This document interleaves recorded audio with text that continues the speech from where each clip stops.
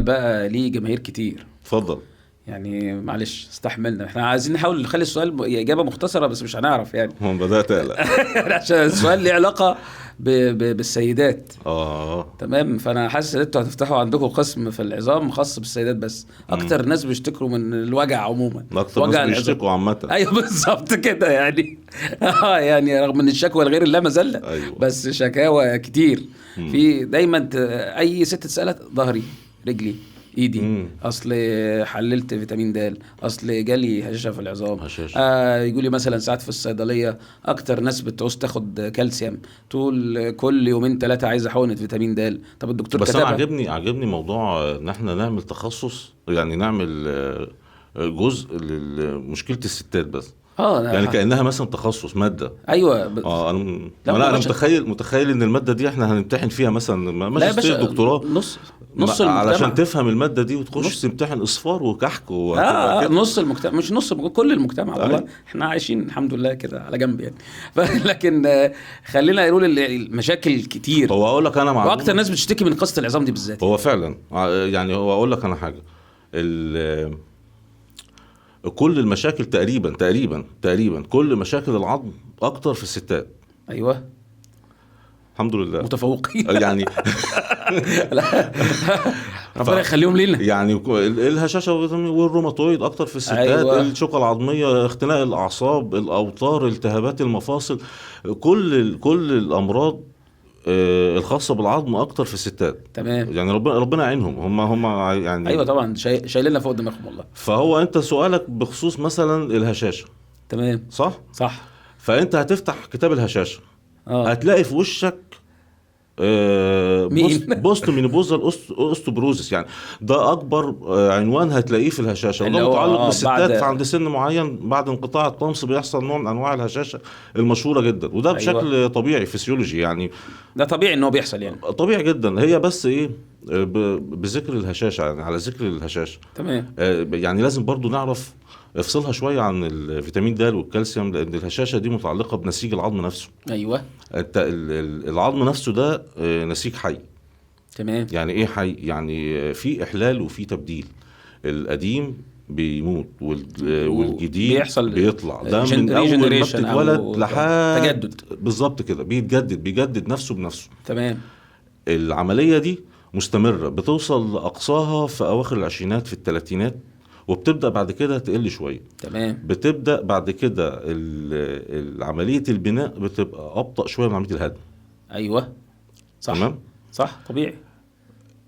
ده مفهوم الهشاشة.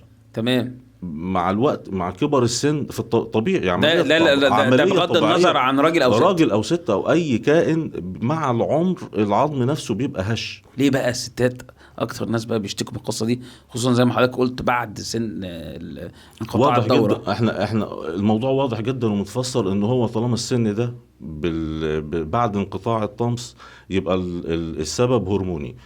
تمام. هرمونات الانوثه لما بتنخفض، الاستروجين واخواته بتنخفض. على فكره هرمونات الذكوره برضو لما بتنخفض عند سن معين برضو بيحصل ان الهشاشه بتزيد شويه. تمام. في علاقه بين الهرمونات وبناء وعامه الكورتيزون عامه، او الكورتيكوستيرويد كلها في بينها وبين الهشاشه علاقه لصيقه. تمام.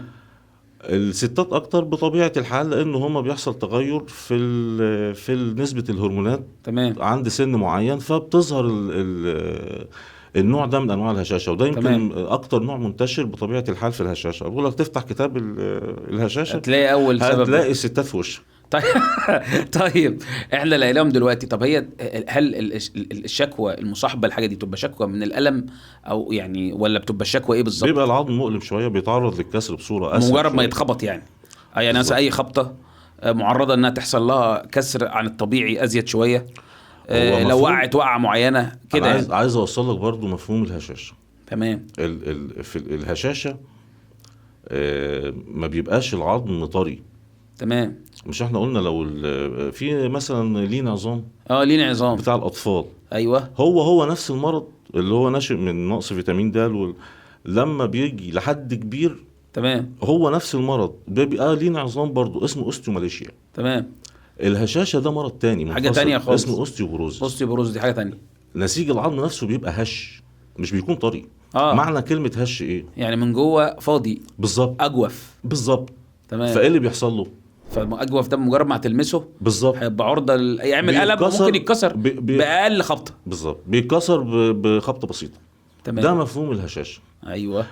ومن ضمن الاعراض ان العظم نفسه بيكون مؤلم. تمام. اي بتمسك حاجه معينه او حد بيضغط على ايديها بطريقه معينه بيكون بتحس بألم اكتر شويه، مؤلم، سهل الكسر. وموضوع الهشاشه من الحاجات الموضوع حلو. تمام. ان هو مفهوم من طقطق السلام عليكم، يعني أيوة. اسبابه معروفه، علاجه معروف، اعراضه معروفه، علاجه سهل دلوقتي. ما كنا بقى نخش، يعني حضرتك قلت في الاول ان سببه هرموني، فهل معنى كده ان السيدات دول بوقت معين ممكن اقدر اديهم تعويض هرموني، بمجرد ما اديهم التعويض الهرموني ده المشكله هتتعالج؟ بالظبط. وده اكتر علاج بيتم للستات بعد انقطاع الطمس المعرضين للهشاشه، التعويض الهرموني بتاع هرمونات القلب.